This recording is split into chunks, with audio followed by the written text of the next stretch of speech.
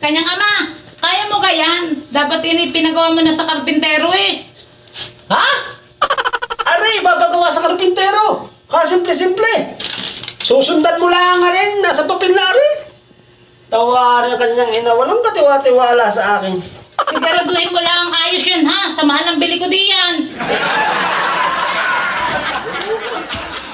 Ayos. Kanyang ina. Ah, Ari na susi.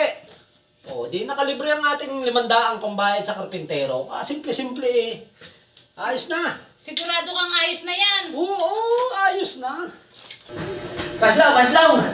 Magagamit naman ako ng siya at ang sila lang yung minagamit. Ay, pasok na ikaw doon. Bukain mo pala ang ilaw diyan. Ako yung nakalak. Ay, baliktad ang kakakabit. Nasa loob ang susiyan. Hey! Kaslaw! Buksin na rin!